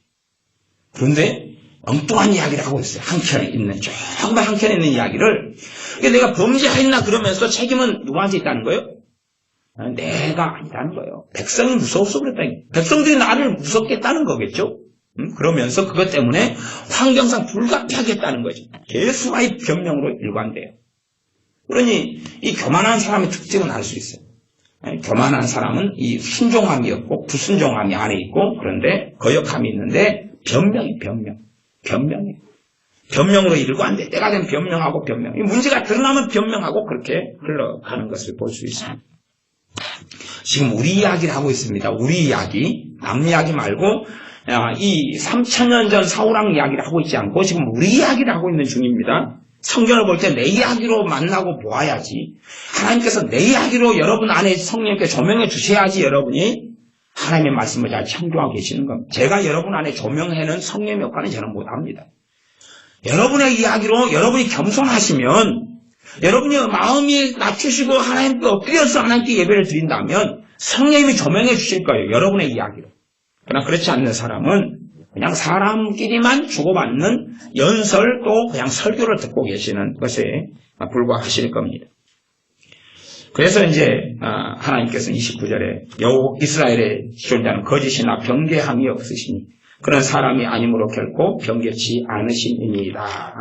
그렇게 하면서 35절에는 사무엘이 죽는 날까지 사울을 다시 가서 보지 아니하였으니 이는 그가 사울을 위하여 슬퍼함이었고 여호와께서는 사울로 이스라엘 왕 삼으신 것을 후회하셨더라. 이 상황이 되니까 하나님은 이제 후회하시는 거예요. 그러니까 하나님이 전능하지 않으신 게 아니에요. 하나님의 전능하심 안에서 그걸 이해를 해야 됩니다. 최소한의 이해를 가져야지 하나님을 조금은 안다라고 하시는 거예요. 우리 인생과 삶이 정해지지 않습니다. 정해져 있는 식의 예정론을 이야기하는 것은 심각한 오류입니다. 똑같이 칼빈주의나 장로교를 믿는 사람들 가운데 저도 장로교 목사가 저도 칼빈주의자입니다. 근데 운명론을 가리키는 예정론자들이 많아요. 그건 아주 심각한 오류고 잘못입니다. 하나님 말씀은 이 말씀 앞에 너가 오늘 서라라고 말씀하는 거예요. 오늘 서고 내일도 서라라고 말씀하시는 것이지 너가 오늘 섰으니 30년을 보장해주마. 너가 오늘 내게 겸손했으니 50년을 보장해주마. 그런 것이 아닙니다. 하나님과의 관계 속에 우리가 살아가니 우리 자신이 하나님 앞에 엎드려야 됩니다. 이 16장에는 가서 이제 다윗에게 기름을 부어 왕 삼으라 그럽니다. 그러니까 사무엘 선지자 뭐라 그럽니까? 사울왕이 무섭습니다 그래요. 무섭습니다 그래요. 아니 그렇게 그 앞에 이미 했던 절대 권력을 사울 왕이 가지고 있다 그 말이에요. 사무엘도 그냥 어떻게 해볼 수 있단 말이 이제. 그런 판국에 이 앞에 사울 왕은 백성이 무서웠다 그러니까 얼마나 코미디인 것을 알 수가 있어요. 오히려 절대 권력을 가진 사람, 이 하나님의 사람 사무엘도 이제는 눈치를 봐야 되는 상황이 흘러갔는데 그런 것이지요. 그래서 우리의 인생과 삶 속에서 내가 교만의 척도 중에 하나가 가족 간 의사소통이 얼마나 되느냐. 또 이 의사소통이 안 되는 사람하고는 안 될 수밖에 없어요. 그러면 최소한은 내 깊이 있는 어떤 삶을 나누는 사람들이 있느냐. 나누는 사람들, 이게 이제 의사소통이에요. 내가 겸손한 사람은 나누어지는 게 가능하고 전달이 가능하고 주고받는 게 가능해요. 그러나 그렇지 않은 사람들은 게임하러 가자 친구들하고 먹고 싸고 놀자 나이트에 가자 그 남자는 어쨌다 하는 이야기, 뭐 쇼핑하러 가자 구경하자 옷이 파랗다 노랗다 멋있다 비싸다 싸다 그런 이야기의 의사소통 말고는 삶을 깊이 있게 교제하고 나눌 수가 없어요. 그래서 오직하면은 제가 우리 애들에게도 어제 묻는 것이 봐봐. 너희 엄마들은 너희 사랑하잖아. 근데 너희 키워주고 입혀주고 먹여주고 사랑하는 게 명백한데 왜 그 엄마하고 너희들은 두 마디만 하면 싸우해? 두 마디만 하면 성기라고 짜증내? 세 마디만 엄마 말 들으면 그때 열받아? 왜 그래? 너희들이 엄마가 해치려고 하는 이야기가 아닐지인데 왜 그래? 너희들이 교만하기 때문이야. 교만하기 때문에 너희 중심으로 이야기를 들으니까 짜증나고 공부하라는 이야기도 엄마 짱나게 왜 그래? 그런 웃기는 스타일로 흘러가는 것이죠. 그래서 우리 아이들의 이 교만함이 굉장히 심화되고 나아가니까 뭐 우리 아이들, 우리 교회 아이들이 교만하다 그러면은 다른 동네 아이들의 교만함이야 말씀 뭐 하겠어요. 이기적이고 자기중심적이고 막 그러는. 그래서 우리 교회 아이들 방학 때 되면 좀 모여가지고 지내는데 모여 지내니까 좀 교만이 많이 깨트려져요. 모여서 함께 공동체 생활하고 함께 먹고 함께 노니까 부딪히잖아요. 부딪히면 이제 날카로운 거하고 날카로운 것을 갈아버려요. 몽돌처럼 변하지 않으면 생존을 못하는 거죠. 왕따가 되는 거죠. 제가 당당하게 이야기합니다. 왕따 시킬래 왕따 시켜? 왕따 시켜버려. 왕따 시켜버려. 괜히 왕따 시키지 말지 말고 왕따 시켜버려. 왕따 안 되려면 적응하고 겸손하고 그리고 교제하고 낮추고 꺾어. 나쁜 놈 왕따 시켜버려. 보지도 말아버려. 그것이 그에 대한 최고의 사랑 중에 하나예요. 자기 주제를 알게 해야지 나쁜 놈 입장에 맞춰가지고 살고 이기적인 놈 입장에 맞춰 살면 그놈의 이기심은 더 극도로 흘러가니까 맞추지 마라. 이타적인 것, 양보하는 것, 섬기는 것, 교제하는 것. 그렇게 해서 배우도록 해라. 그런 이야기를 간혹 합니다. 우리가 우리 자신을 하나님께 낮추면 하나님께서 우리를 확인하시고 은혜를 주시기를 멈추지 않습니다. 하나님이 내 안식처와 힘이 되는 것을 신자는 누리고 살아갈 수 있습니다. 주님 안에 머물러 있는 게 행복하고 주님 안에 있는 게 감사하고 감격이 있고 그래서 내가 이 땅에 어디에서 살더라도 내가 피할 피난처가 있고 안식처가 있기 때문에 안전한 곳이 있고 힘을 얻을 수 있는 곳이 있기 때문에 넉넉히 승리하며 살아갈 수 있습니다. 기도하겠습니다. 아버지 하나님, 우리는 인생과 삶의 안식처를 찾아서 헤매고 돌아다닙니다. 그러나 주님 안에서 우리의 참된 안식처가 되시는 하나님을 찬양하며 찬미합니다. 우리의 마음이 교만해지며 우리가 이기적이고 자기중심적이 되어져서 내 뜻과 내 생각대로만 살아가고 내 뜻을 주변 사람들에 강요하며 관철시키려 하며 내 마음과 내 생각과 내 감정대로만 살아가려 하는 어리석음 속에 살지 아니하고 내 뜻을 무너뜨려버리고 내 감정이 추종하는 것을 무너뜨려버리고 하나님 앞에 엎드릴 수 있는 사람들, 겸손한 사람들로 한 걸음 한 걸음 살아나가서 하나님의 은혜가 나날이 멈추지 않는 사람들이 되게 하여 주시옵소서. 그래서 주님께서 우리를 교만에 대하여 나의 완악함과 완강함과 강팍함에 대하여 정말로 많이 다루어 오신 삶의 여정이 있을 수 있도록 하나님께서 정말로 때마다 시마다 내가 얼마나 교만한지를 보여주셨고 내 교만함을 얼마나 다루어 오셨는지 감사를 드립니다 라고 고백할 수 있는 우리가 되게 하여 주시옵소서. 우리의 교만을 깨트려 주시옵소서. 참된 겸손이 뭔지를 알게 하여 주시옵소서. 주님께서 자신을 비워서 종의 형태를 가졌다는 것이, 종의 모습을 취하셨다는 것이 무엇인지를 더 우리가 알고 주님을 닮게 하여 주시옵소서. 예수님의 이름으로 기도하옵나이다. 아멘.